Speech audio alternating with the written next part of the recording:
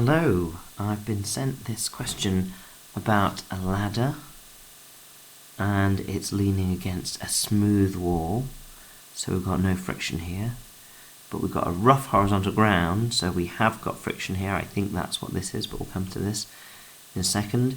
The ladder has a length of 10, so we can add in its mass, 20, and we'll put a G on that to make it its weight. And that's obviously 5 up. I'll add a little 5 there. To remind myself, a man of mass 80, so we can add 80G on there as well. Standing point C on the ladder. Given that the magnitude of the frictional force at A is 200, well, that is that one, then obviously, because the ladder's trying to slide down and away from the wall, so that's opposing the motion. Find the distance AC to the man.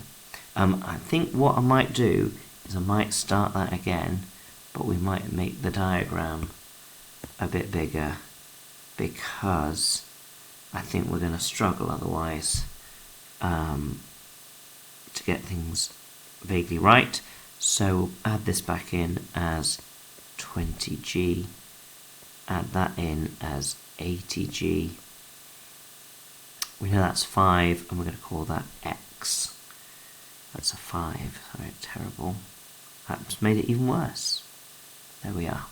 Okay, now when you have questions like this, there's two things you can do, and you usually have to do both of them. You can resolve forces, and you can take moments. And we're definitely going to need to take moments because we need that distance x. And then I suspect that we'll need to resolve forces in order to work out what these things are here. So if we take moments around A, because we know we're going to have to do that,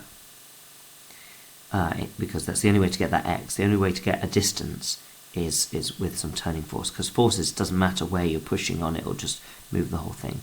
So we're going to, anything at A doesn't count, so the chap is coming this way, so we'll say 80gx.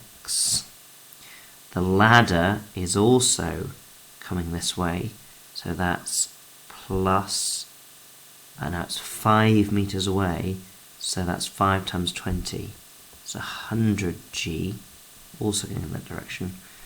And then the last of the forces, oh, hang on a minute, no, because these need to be resolved.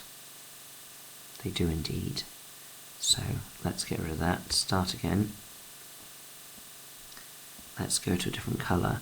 We need to make these like this with right angles.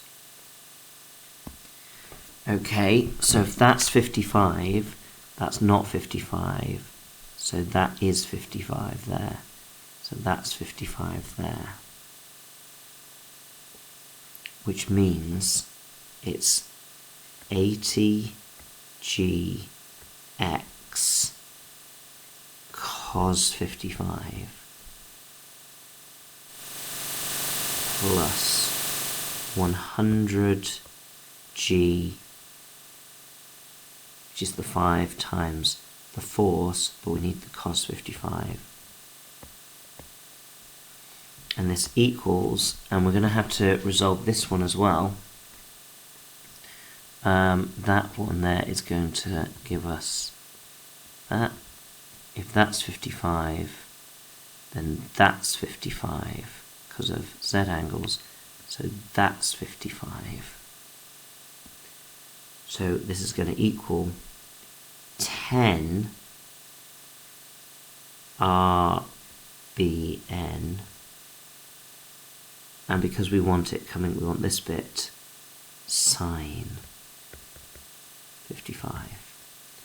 Now the only problem is we don't know what RBN is, otherwise we're good, because that's a number, that's a number, that's what we want. Number, number, number, number, number, number. So we know everything, we just need to know what RBN is. So in order to do that, we can resolve horizontally. And we can just say that RBN equals, so the force going left, these are all up and down, must equal the force going right. So it just equals the friction, so it equals 200. The weights of these, there's nothing that's going completely to the right,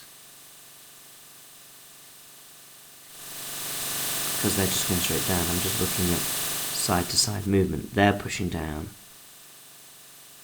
The friction's stopping it going that way. That's pushing it that way.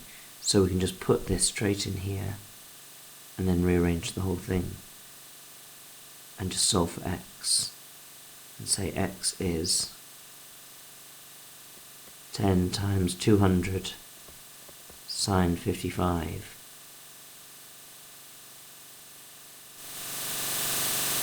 minus 100g cos 55 all divided by 80g cos 55. Feels like that's too easy because we haven't used this reaction force, but I can't see that I've gone wrong anywhere.